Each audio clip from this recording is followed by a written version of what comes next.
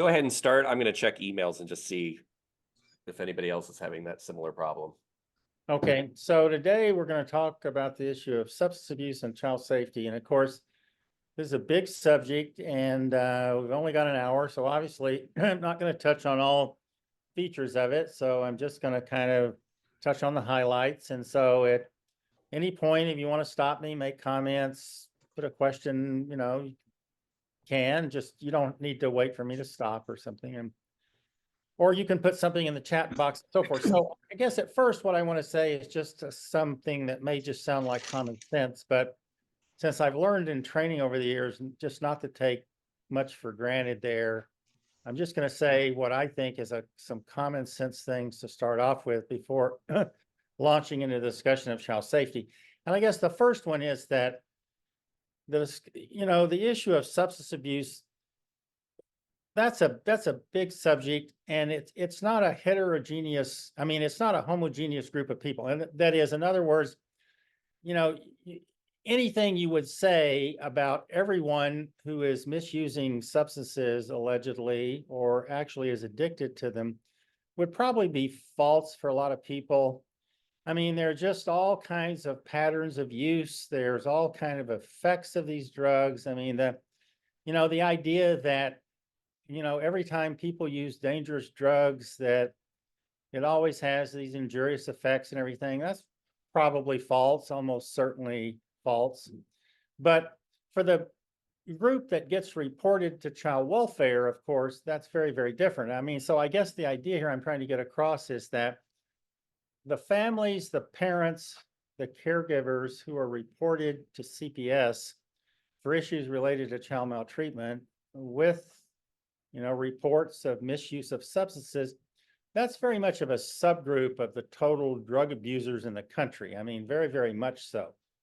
And so, that's just sort of a place to start there. So it's not a good idea to be using kind of a broad brush here and a lot of generalizations about substance abusers and drug addicts and so forth and so on. So a lot of, I think, parent advocates come back to that point, and of course the point is true. It's easy to talk in too much of a casual and general kind of a way here.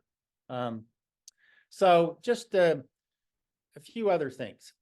When you talk about particularly the issue of child safety, it isn't just a matter of taking a careful look at what a parent or a caregiver is doing or their history with substance use or misuse or with their co-occurring mental health problems, which I'm going to say more about here in a minute. And, the social environment in which substance abuse occurs really makes a big difference. And so what that means in a concrete way is that, all of us are members of families, and maybe we're alienated from family members, maybe we're not, or maybe we have connections there, supports, but particularly when you talk about the issues of child safety, particularly very young children. So it really matters a lot what kind of family supports people have or don't have. And so one of the things that has happened a lot of times to people that we run into in child welfare, particularly who actually have their kids removed and are involved in a court system or so forth, many of those people have alienated their whole entire families. They've had, in other words, they've had a long history of drug misuse, and they have burned their families out in various ways, sometimes by stealing from them, by lying to them, sometimes through violence, but various kinds of exploitation. And so a lot of the people we deal with here, and this includes some single parents, particularly single mothers, they don't have a support system because they burned it all out. And the child safety issues here are very much contingent on that reality. And so that's something that everyone who does any kind of assessment, whether that's a caseworker, a CASA, a court, anyone else, you actually want to know about the status of those kind of relationships within families. So the concrete question is whether family members are going to help this parent out as needed. Are they going to be willing to take kids overnight? If a mother or a dad is engaged in binging or in party behavior or something like that, or or they're just incapacitated for several days. Are there family members who are going to step up and help out there? And are those family members themselves reliable, dependable people? So those issues very, very much affect child safety, as does the economic resources of family members. So, not a surprise, I don't think, to any of us. I would be surprised if there's a single family, in all my adult life. And I think of all the people I've known, I've worked with over the years, people I know well from outside of my work. I only know one family in my entire life. I'm talking about people I know kind of well, that doesn't have some substance abuse, mental health issues within their family group. And that's people in all kind of social classes there, right? So, but of course, to have, a drug alcohol issue within a upper middle class family, a middle class, upper middle class family that has resources, I mean, that's very, very different than having that same kind of issue with a single parent mom who has no resources. So, if I have plenty of money and I'm going to party for a week, I get someone to take care of my kids. I have the money to do that. Even if I don't have family members who are going to do it, I have the money to bail myself out of that situation as needed. But of course, when you're very poor, and this is where you get into this issue around poverty having such a tremendous effect, I think I've mentioned in some of these past trainings that the 2009 survey of parents with open child welfare cases in Washington found that about half of them had incomes of less than $10,000 a year. 60% of the parents of kids in foster care had an income of less than $10,000 a year. So they were not just poor, they're severely poor. So those are people with no resources. And shockingly, I still cannot believe this, but in that same year, a study of racial disproportionality came out in this state that showed that 80% of parents with kids in foster care were single parents, 80%. And of course, single parents are much poorer on average than parents who are married or who are cohabiting with someone. Single parenting is strongly associated with poverty. So that very much then affects child safety issues. So both extended family members and of course the economic resources kind of issue there. Now it's always a bit misleading in child welfare. Like today, we're talking about the issue of drug abuse, right? But of course, drug abuse occurs, typically at least half the time in the cases that end up in court, in my view. Of course, it's co-occurring with mental health disorders. That is, it isn't just drug and alcohol abuse, it's drug and alcohol abuse and major depression and or PTSD and anxiety, and sometimes other kind of issues as well there, not to mention domestic violence. And I've also mentioned poverty. And then you end up with other families that have all kind of other issues on top of those. So you might have, even anywhere between 1 in 10 families and maybe 1 in 20 who have cognitive impairments within the family, within the either one parent or both, have IQs of 80 or below, and all kind of marital issues, folks who are on probation. I mean, just a whole range of other issues other than the drug alcohol issue alone. So talking about drug and alcohol is kind of in isolation from all these other things. It's kind of like, so if someone, for example, and this has been done a number of times, someone nationally develops guidelines for the assessment of child safety and substance abuse, or some kind of guidelines for placement of children in these families, but they're considering drug and alcohol abuse in isolation. Well, that's got to be a misleading kind of picture there, because those aren't the people that we're actually dealing with for the most part in the most serious cases in child welfare. We're dealing with parents who have this whole host of issues. And the other thing about sort of the mental health conditions is that they are just about as I've mentioned before in previous trainings, they're about as recurrent and as given to relapse as chemical dependency is. So major depression is a chronically relapsing condition just as much as drug addiction is. And so someone can get over, in theory, drug and alcohol issues and still be very, very liable to major depression, because of course, a lot of time the drugs are being used to manage the depression. And so you get rid of the drug use, you still got the depression.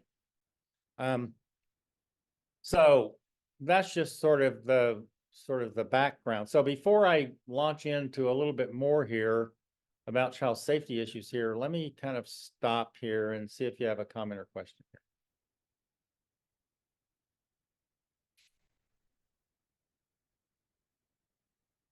Okay, so issues of child safety, in addition to what I've already said, very, very connected to age of kids. And so you end up having about, in our child welfare system and in most others, roughly 1 in 5 kids who enter foster care are infants. And so a lot of the initial concern around the Keeping Families Together Act that has had such an effect in child welfare within a very few months is that the main effect has been on the placement of infants there, right? And that's the most vulnerable kind of group. So when you think about child safety issues, you really have to think about that in the context of a child's age. And it helps a lot, in my view, to think in a concrete kind of way. So once you know about patterns of use, that's an important issue in the assessment process. And concretely, if a person is misusing drugs, well, how exactly are they doing that? Are they using drugs daily? Or are they clean and sober for some period of time and then they binge? And if they binge, how long are they binging? Is it an overnight thing? Is it for several days? And so particularly when you talk about very young kids, about babies and toddlers, kids in the 0 to 3 or 4-year-old age group, you want to be asking a question right off the bat is, if the parent is indeed binging, and of course a lot of the parents are, who's taking care of those young kids during binges? And that's why I come back to the issue of, the importance of family members, extended family members, and other people who might step up and help someone who just was not able to parent for a period of time. But in order to, do anything that's competent and reasonable on child safety, people who are involved, the decision makers, and that means caseworkers, obviously, but that also means it means the courts. You have to be able to answer this question. When the parent is using an incapacitated, unable to adequately parent a child or even respond to a child's needs, who is taking care of that child? And there has to be a concrete answer to that. And so the next part, in addition to there needing to be a concrete answer, the follow-up question would be then, well, does the parent actually make use of that resource? Because one of the things you want to know here about people who have histories of substance misuse or outright addiction is the extent to which they continue to engage or engage at all in harm reduction behaviors. So that is a question that everyone who's doing assessment in these cases should be asking. To what extent, and that, and not just depending on parents' words for it or their statements, but is there actual behavioral evidence that parents are using harm reduction behaviors to some extent and hopefully to a great extent? And so what that means in a concrete way is that if they're in a period of heavy use or binging, as I've used the term, and there is someone in their family who is willing to take care of those children, are they availing themselves of that resource?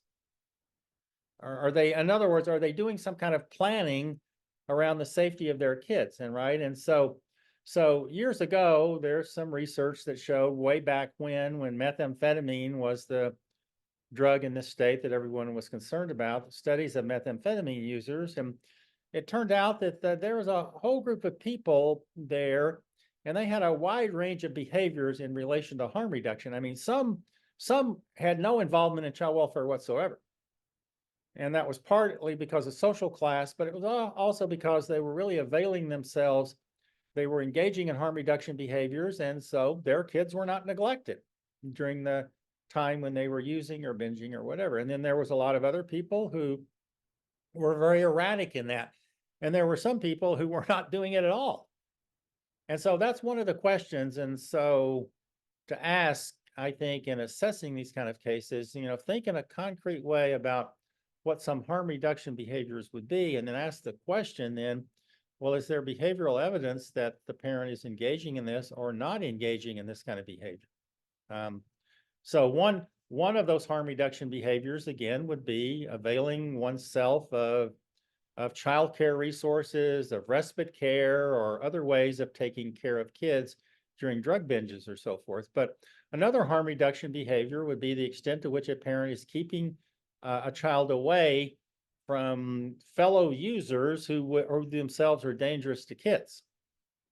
So this is one of the things that you always want to know about people who are, quote, partying or binging or so forth. During those episodes, are people gaining access to their home, to their kids in a way, people who are actually dangerous to those kids. And so anyone who's engaging, any user who's engaging in harm reduction behavior then would have to have some awareness of that issue. They'd have to be able to consciously identify people in the social environment who are safe for those kids to be around.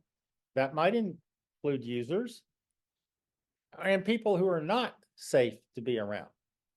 And so again, is a parent, using that kind of guideline, and they're using it in kind of an explicit, conscious kind of way, and are they doing whatever they can to keep dangerous people away from their kids?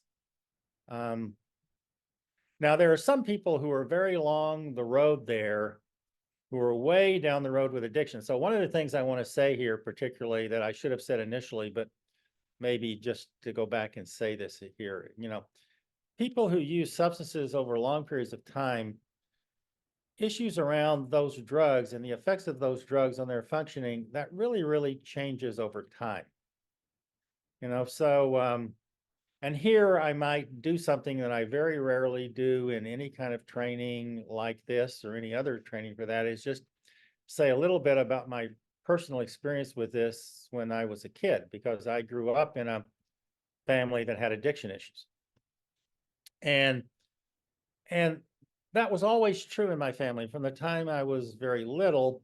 But for many years in my family, it really didn't affect so much the quality of care so much, because whenever my parent or parents couldn't do it, either because of they had issues related to drugs and alcohol, but also mental health issues as well, family members would just step in and do it. I mean, so, my sister and I, we lived with grandparents for a lot of years in our childhood, and there were a lot of years when that kind of worked, right?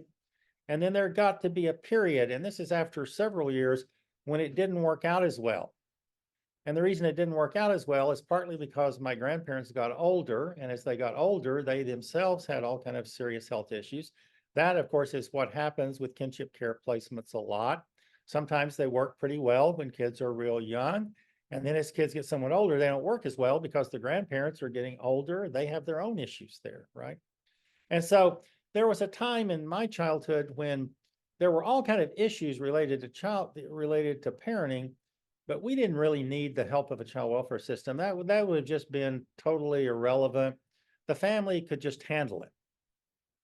And then there was a time in my childhood later on when I was maybe more like got to be 11, 12, a little bit older, when there very definitely needed to be a child welfare involvement. Of course, there wasn't, because I lived in Texas, and anyone who depends on human services in Texas is in very difficult shape, right? So of course there was no child welfare intervention of any type. And so gradually that became a very neglectful type of situation for me and my sister.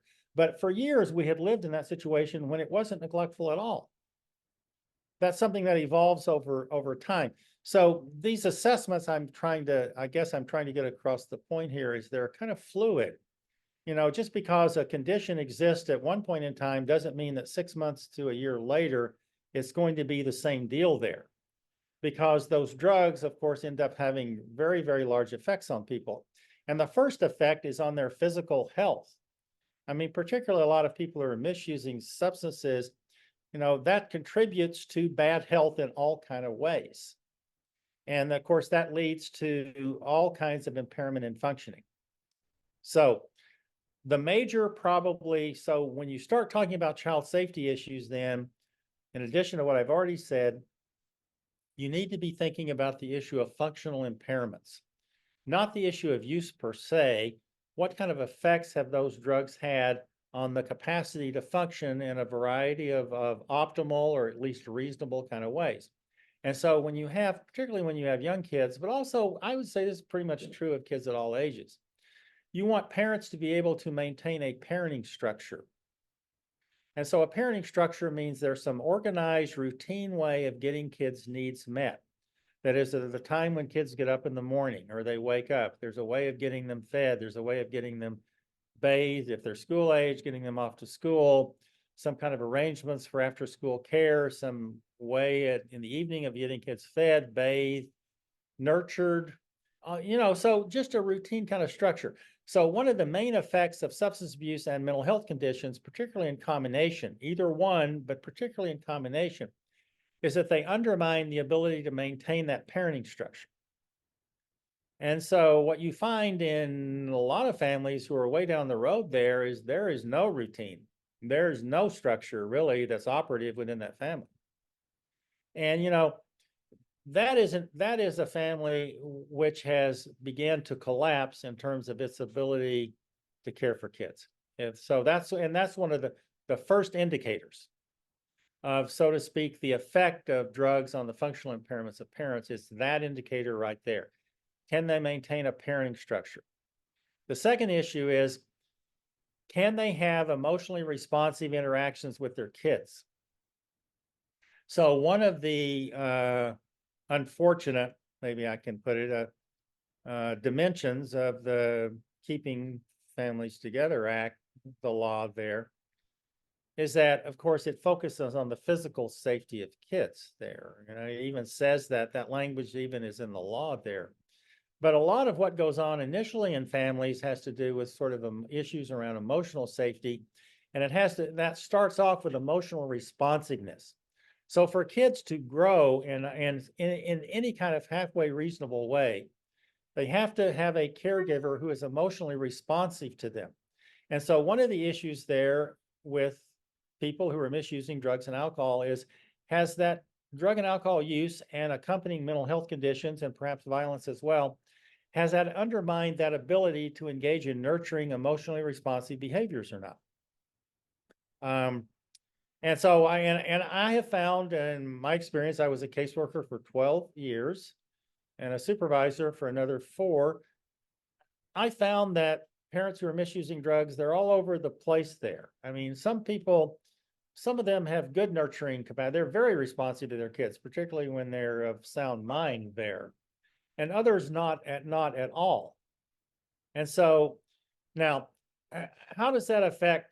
Let me go back to the issue of that effect on physical safety, which is the concern, of course, of the law that we're dealing with here in this state now. So in addition to the more obvious effects on child safety, which go with, people who are inebriated or under the influence of drugs or so forth, just or dangerous, can be put kids in danger in all kind of ways.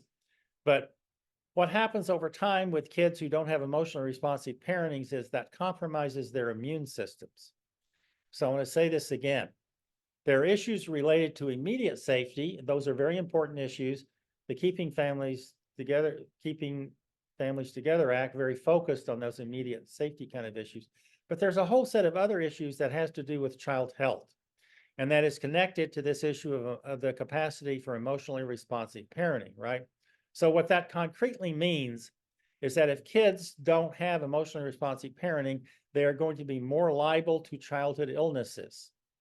And they're got all kind of other effects as well, but particularly this one. That lack of nurturing parenting is going to compromise their ability to have an immune system that actually works and to be able to recover from illness. Did you have a question or comment? Can you slow down for a second? Yeah. Thank you.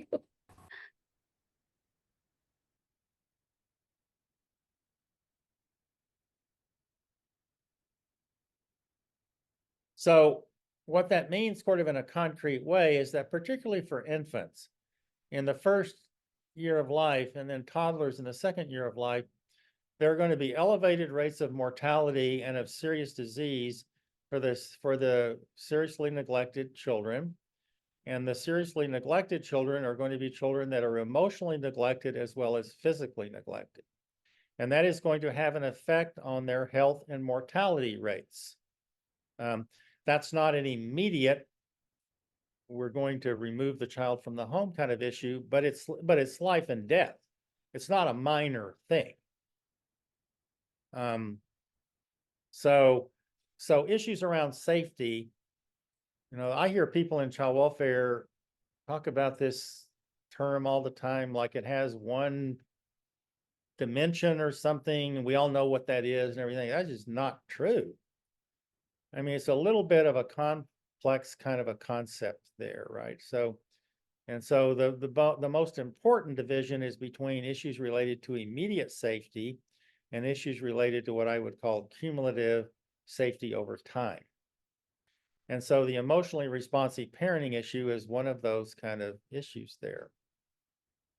Other kind of impairments, the ability to, as I've already mentioned, keep dangerous people away from your kids. The ability to recognize danger. That is something most of us, I kind of think we take for granted there. But with people who have impaired cognitive functioning and impaired emotional functioning, then a lot of times what happens is that their ability to understand dangers to their own safety and to their children's safety is compromised. And so kids are put in dangerous situations because the parents simply, not intentionally, the parents simply didn't recognize that this constituted a danger. So as an example, years ago, when I was a caseworker, I had a case in Spokane of a woman who was mentally ill. And one of her ways of coping with her mental illness was to walk around for many, many hours a day. Well, she ended up, and she would walk around in the dark and in the wee hours of the morning with an infant on her stomach. And she simply couldn't grasp that this was a dangerous thing for her to be doing, particularly in the evening, in relationship both to herself and to her child. And when that child was, and I worried about that case 24 hours a day. So I ended up, we didn't have the laws we had now. But I after about 10 days or so, I took action to remove that baby from the mom because she was just putting herself and the kid in danger, and she was doing it every night. And she just couldn't, and she was a smart woman. She just couldn't get it, that was a dangerous practice to be engaging with. So that's another kind of impairment there, right off the bat, the ability to recognize danger. And of course, over time, what happens both with substance abuse and with depression, is it has a whole range of effects on one's ability to do reasonable things on one's own behalf, just the things that it takes to maintain ourselves in the world safely. And so I call that self-efficacy. That's just kind of a social worky word, but it just means something pretty simple. The ability to do things on one's own behalf and on the behalf of one's child or children. And that is another one of those functional impairments that gradually over time tends to become worse in these families. That is, people tend to become less self-efficacious over time. So one of the ways, for example, that that people are making progress in treatment is when they begin to turn that around. When they begin to be able to do simple, straightforward things on their own behalf again. If they need help, they ask for help. If there's an agency that can offer them help, they go to the agency and apply. Or they ask a friend for help, or they apply for a job, or even the ability to take care of themselves in a basic self-care kind of functions. To shower, to dress, to clean clothes, to clean up the house. All those things would be examples of what I mean by self-efficacy. So those are some of the sort of the impairment kind of issues. So let me one more and then I'll stop. When you're talking about low-income people who don't have much money to start off with, And then whatever resources they have, they're spending on drugs and or alcohol. Then that is another one of those things. You don't have any money to start off with, but if you have a few dollars, you're spending it on drugs rather than on food. And so again, that's one of the things that happens in a lot of the families there. They are misusing whatever kind of limited economic resources they have there. So before I go on and talk a little bit about the subject of safety plans, safety planning thing, let me stop here and see if you have a comment or question here.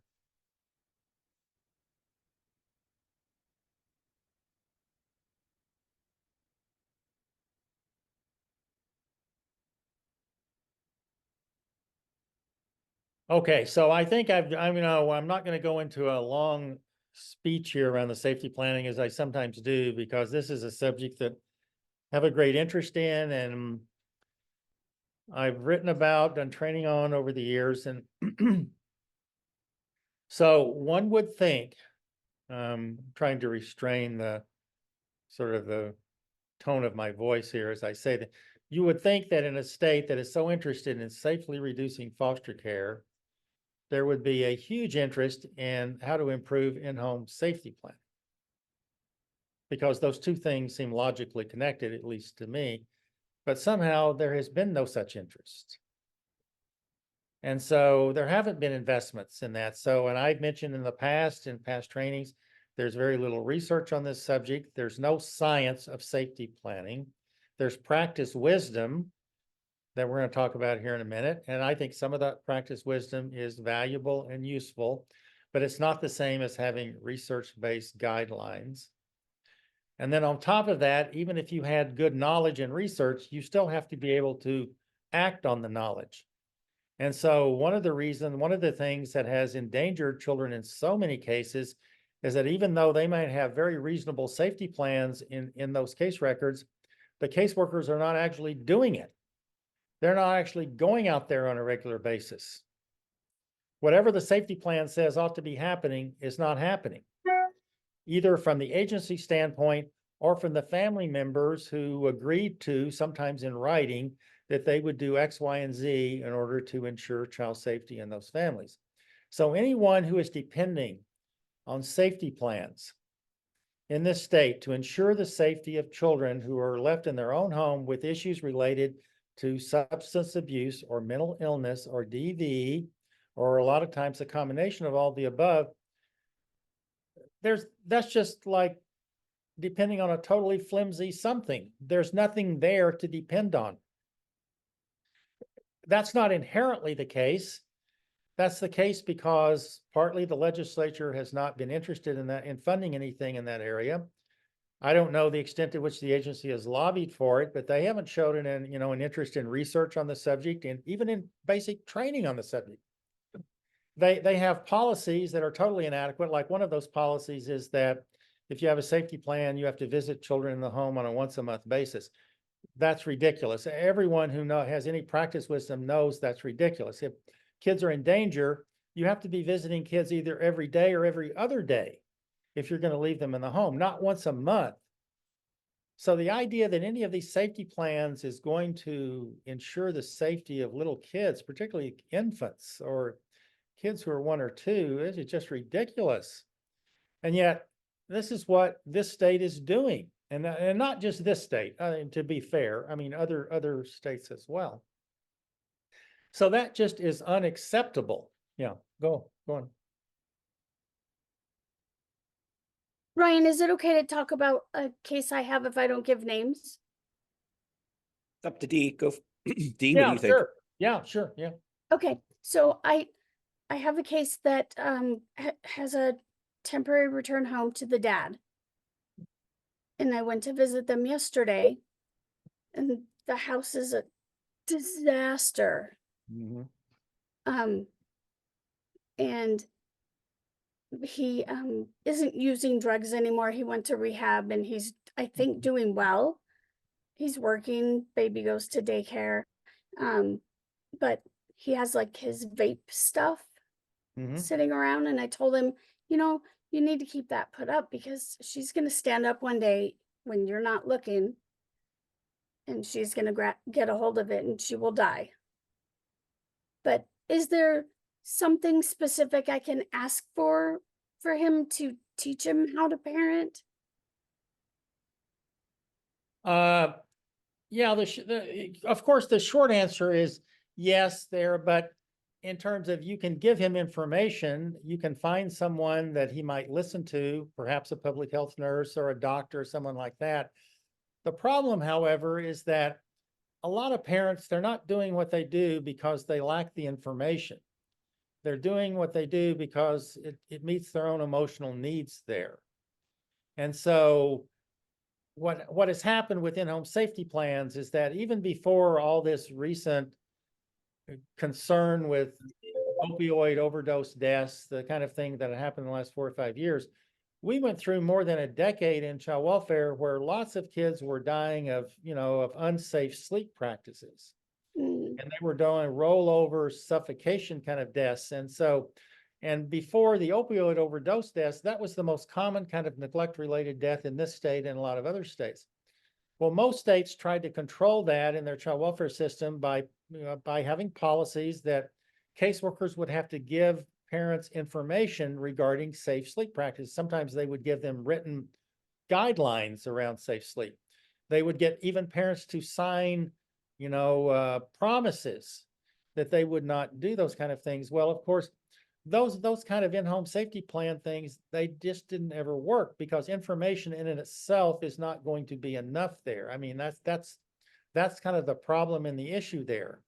I think that But it's not like that you don't, it doesn't mean knowledge. you would still give people information. That's an important thing to do. But you Mhm. shouldn't count on it that just because they know the risk or the safety threat, that they're going to do the right thing. They may not do the right thing, not because they lack the information, is what I'm saying. And of course, that is even more doubly true with the opioid overdose issue. No one in child welfare has thought of an in-home safety plan that is going to prevent fentanyl overdoses. What would that be exactly? So in the last year or two, of course, in this state and other states, there has been a discussion of giving parents lock boxes as an example of why would anyone think that would be a way of keeping kids alive in those families? I mean, there's a kind of like a crazy idea there. It just could not work. And that's why we ended up in this session, Ryan and I were talking about this before we started this, with this legislation now to give the parent's use of fentanyl would be given extra weight in court actions and so forth, right? Because no one has thought of a way to actually protect kids in those situations if parents have those drugs in the home. Because again, information is not enough, but you still have to give people information.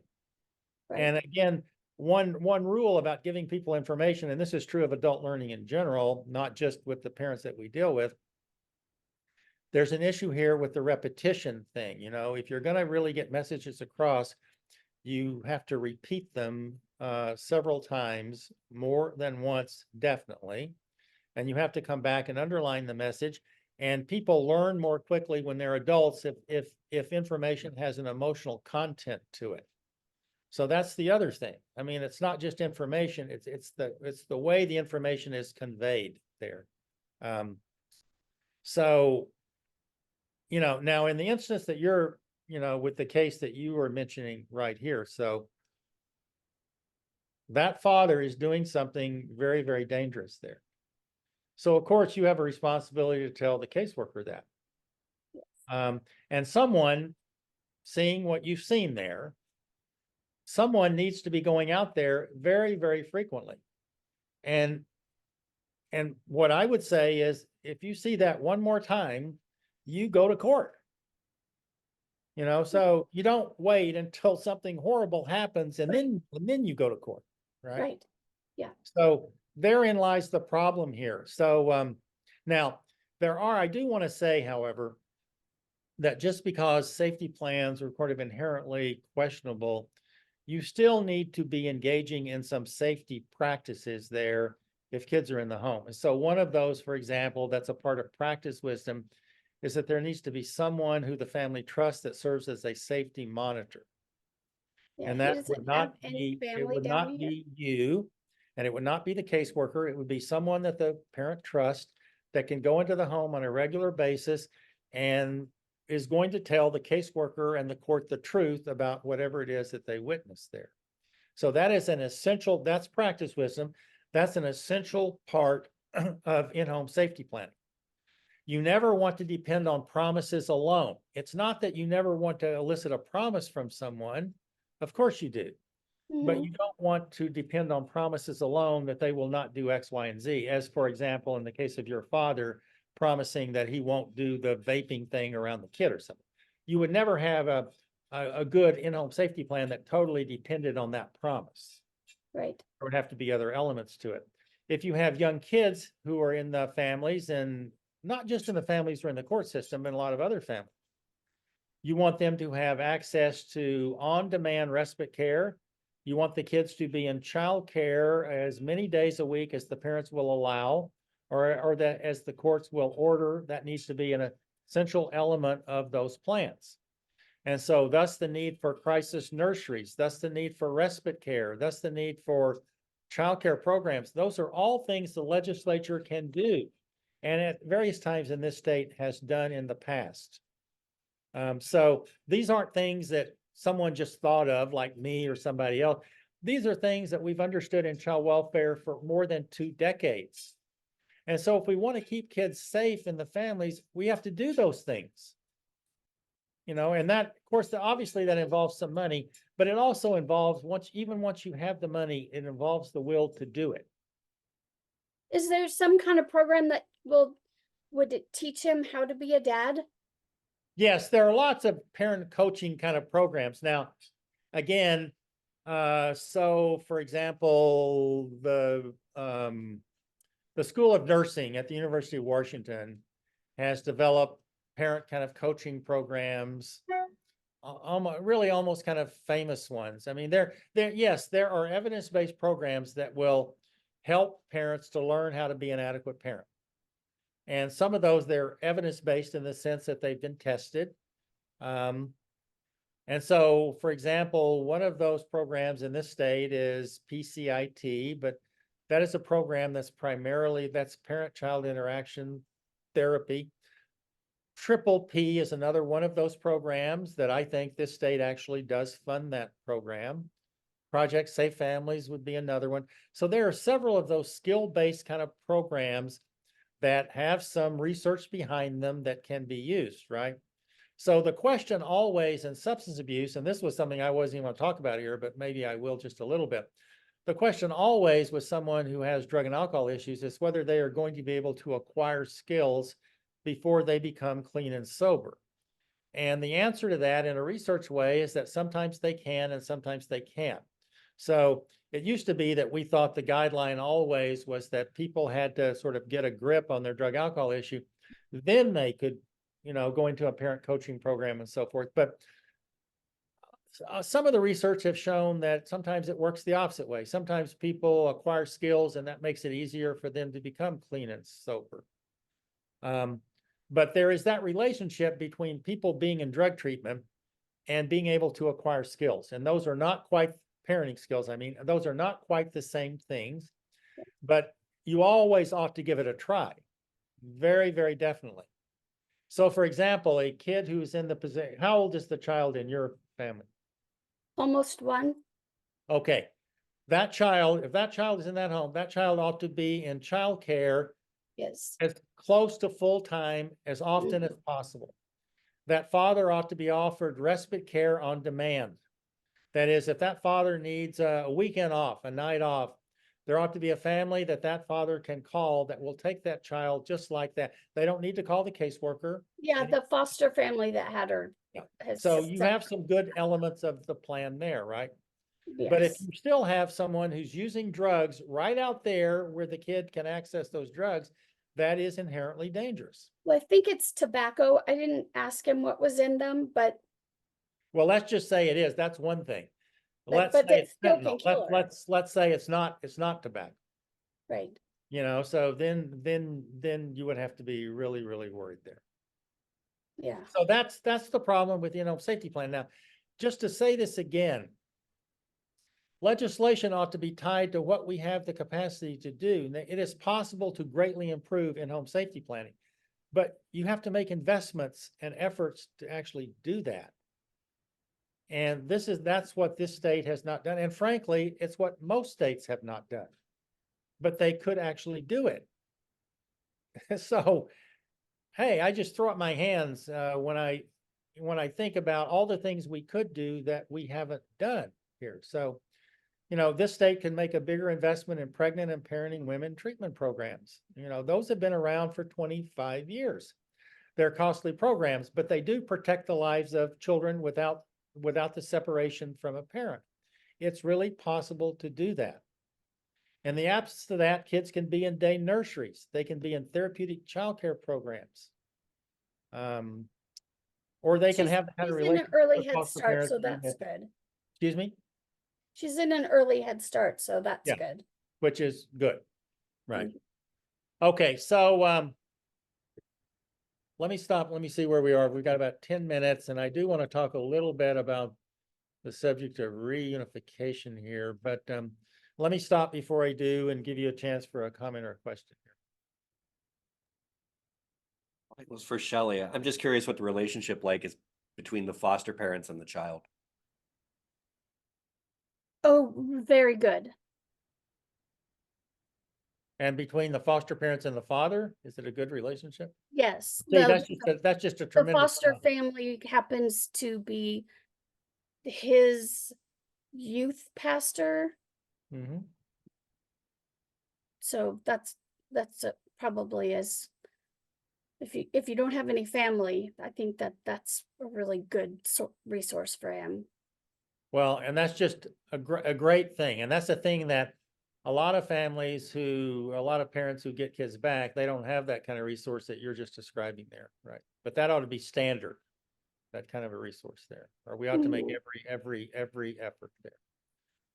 So I want to say a little bit on the reunification subject, just a little bit about it there. I've already said I want to make a couple of main points, which is that parents just complying with court orders, or even when parents comply with court orders and they get clean and sober. And by the way, those two things don't happen to be the same things. But let's just say that a parent does go to treatment as mandated by a court, and they do at least appear to get clean and sober. So they've complied and they're clean and sober. I've already said that does not necessarily mean that a child is going to be safe. I mean, that's a good step in the right direction. It doesn't necessarily mean for reasons that I've already kind of explained here, right? And particularly one other issue that I want to mention is just the idea that, if a caseworker identifies a kid in danger and maybe even removes the child from the home, and then there's a shelter care hearing, and the parents agree to go into a treatment program immediately, and the court concludes, parent in treatment program, kid is safe. That's not right. Particularly in the drug and alcohol area and in the mental health area, it isn't that treatment has an immediate effect on child safety. It has hopefully an ultimate effect, an eventual effect, but not an immediate effect. So just this naive idea that services equal protection, that's not true. And I don't know how anyone who's experienced in child welfare could actually believe something like that, and yet I hear it all the time. And particularly from the ideological group of people, the advocates there, right? Okay. So on the reunification side of things here. So years ago, I developed a group of guidelines that I refer to as MEER, and this is sort of an acronym, MEEER. And so I'm going to just very briefly say what those are. And the first and most important one is the motivation of the parent. So it isn't so clean and sober is good, but the real transformation that you want to see in parents is that, that they have made the switch from the drug comes first to their children's safety and well-being comes first. And so that's not precisely the same thing as a commitment to recovery or being clean and sober, but obviously it's a related kind of issue there. So if I do longer training, sometimes I explain, well, how do we understand the motivation of people? What would be indicators of whether the kid comes first or drugs come first? Well, of course, the indication of that is in actions and behavior. It's not in what people say, it's in actions and behavior. When push comes to shove and people have, for example, have to make use of scarce resources, what do they actually choose to spend their money on? If they have to choose between, living with a person who's dangerous and the safety of their kid, what choice do they actually make? They're in practice that shows that they're putting their kids' needs first. And that's the key change of all the guidelines. That's the single most important one. And I do agree, and sometimes parents' attorneys will say to me and have said to me in the past, well, that can be a very ambiguous thing. I mean, you can end up with arguments about what people are, quote, motivated to do. You just want to have some rule-based kind of system that you can look at behavior and so forth. Those are all cogent kind of arguments, but it doesn't quite get at what I'm saying here. For kids to be safe with people, at the very least, they have to have a parent for whom their safety comes and well-being comes first, in a whole variety of ways. Secondly, you want there to be some kind of emotionally responsive pleasure, reciprocal kind of interaction between the parent and the child there, so that, and that is that's the reason that parent-child visits are so important in dependency cases, because you get the indicator of whether that's the indication of whether that's going on during those visits. And it's not that all the visits are wonderful and great and pleasurable all the time. It's not that. Is that there's some element to them that actually is enjoyable for both the parent and the child. And that the parent has the ability to recognize some nonverbal cues of particularly the nonverbal kids, the very, very young kids. The visitation record for years and years in child welfare, the primary predictor of reunification was always the visitation record. Because of course, the visitation record in and of itself is a proxy for motivation. That is someone who's showing up to visit their kids on a very, very regular kind of basis there. You want there to be the resources of the sort that we've already talked about here. So we're down here to the R part of the mirror thing, right? And so that really varies according to community. You can have some communities, like if you live in Seattle or even in Tacoma or Olympia, you probably have all kinds of resources at your disposal there to support parents and families in various ways. I was a regional administrator in Region 6, where we had a lot of those little offices like in Raymond or in South Bend or even in Aberdeen that just didn't have much of anything at all. And so to reunify in those rural areas, a lot of times it's very hard because you don't have the resources there that are going to really be helpful to supporting the parent. Right? So in those little rural areas, then a lot of times the parent has to be further along in recovery before you take that leap, or at least that ought to be the case there. They ought to be further along in recovery there, depending on the kind of the resource system and base that you have at your disposal there. And then of course I mentioned the self-efficacy thing before, but I want to say this again, so the key thing about recovery, the indicator that someone has, so to speak, recovered from a substance abuse problem in child welfare, it's not 100% clean and sober because of the issue of relapse, which we don't even have time to talk about here today, but hugely important issue there. But the point I'm trying to make here is that the indication that recovery has had the kind of effect we want to have is that people become more capable at taking care of their own needs and the needs of their children. They become more capable. And that is sort of that's the self-efficacy kind of element of recovery kind of thing there. So there's a change in motivation. There's hopefully an improvement, or at least an ability to have enjoyable interactions with kids. There's a very predictable and very good positive record of visiting the child.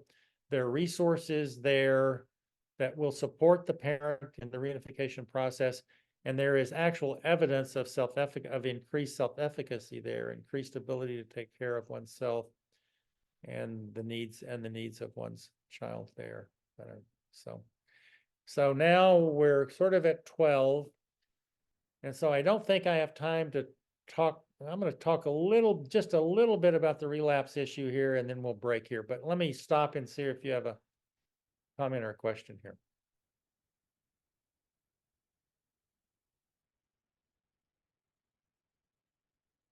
Okay, just a couple of comments on relapse, because of course, anyone who's had any training, any background in substance abuse understands that relapse is practically happens about 100% of the time in recovery. So it's, and a lot of times in training programs, it's presented as kind of like almost like a trivial thing or something, or something we just anticipate occurring. Of course, we have to plan for it. I've already mentioned in safety plans that there really needs to be a relapse plan as a part of a safety plan. That would be sort of a logical extension of the idea that relapse happens almost all the time. But I guess the message that I want to get across here, particularly to CASAs and also to anyone in a court system, is that relapse, while very common, is not trivial. So it doesn't necessarily mean that a person is going to fail at recovery. By no means. People can come out of relapse with a stronger commitment to recovery. They can recommit to, in a way that actually strengthens the recovery process. But also the very opposite of that can happen. That is, relapse can totally blow a recovery process right out of the water there. It can totally demolish it. And you never know in child welfare which of those things it's going to be there. So the guideline for caseworkers, and I would also offer this to you who are CASAs, once you have behavioral indicators of relapse, and there are some behavioral indicators that everyone who works in and around child welfare ought to be able to recognize. Once you see that, someone has to go find that kid immediately, like not 24 hours from now. Because in some of those families, there really are child safety issues, and you cannot know ahead of time which those families it is. You have to go find the kids and really make sure that those kids are okay. And it may very well be that they are okay.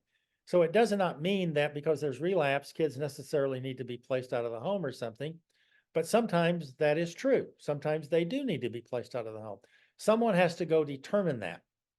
And of course, then there's the other issue about getting families immediately reconnected with whatever their support system is, and particularly in the substance abuse recovery area. It's important to do that because there's an immediate issue there around whether there's going to be a recommitment to recovery or whether there's just going to be a collapse of the whole recovery process here.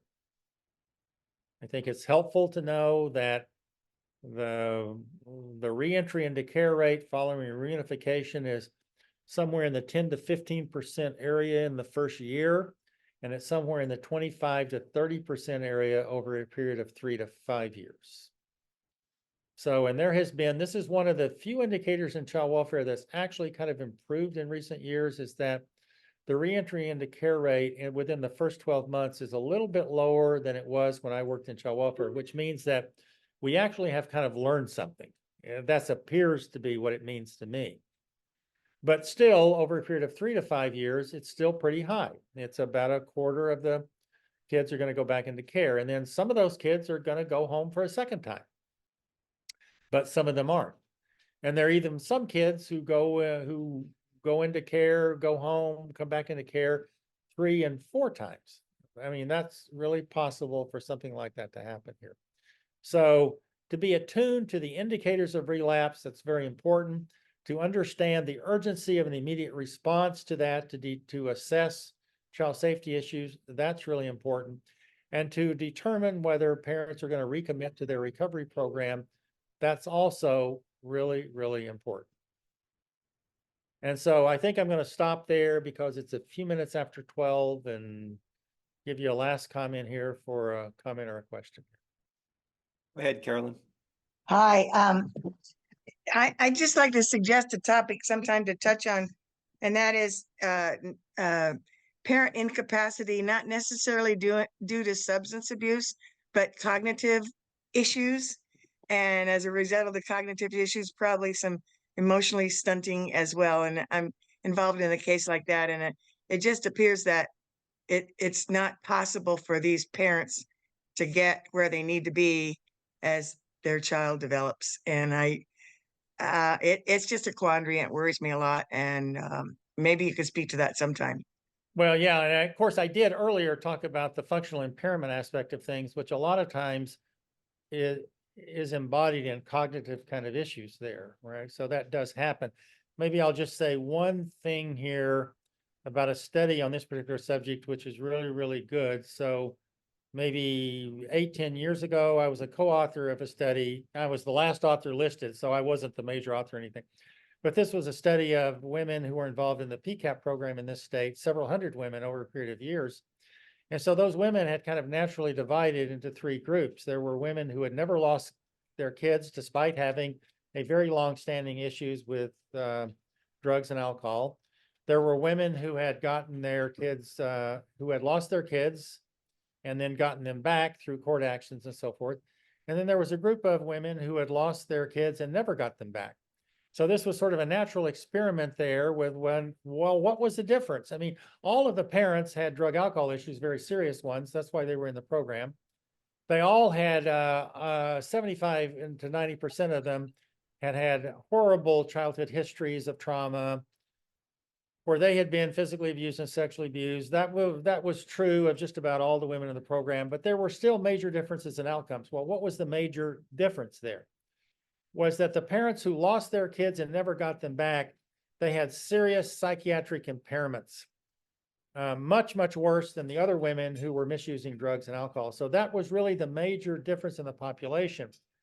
Many of those women had neuropsychiatric issues there. They had issues with the ability to recognize danger. They had cognitive processing issues based on partly on their childhoods, but partly on their drug use as well. So it was the dividing line was not the degree of substance use. It wasn't even the involvement in treatment of substances and all that. It was this underlying psychiatric condition that some of the women had and some of the women had less of. That was the major thing. And of course, the thing that you just said that's really important there is that some of those cognitive effects of use of drugs over a period of time, even if someone becomes clean and sober, those cognitive effects aren't going away. It's not like people are getting back their IQ. I mean, they can do all kinds of things that can improve their ability to cope in life. But there are some mental ability that's just plain lost, particularly with people who have very, very lengthy histories there. Okay, you. I think I'm kind of stopped there. Thanks for taking part in this. And I guess we'll do this next month on the 4th, on whatever the last Friday of the month is, right? Sounds great, Dee. Thank you so much. Right. Yeah. Bye-bye. Thank you. Yeah. Bye-bye.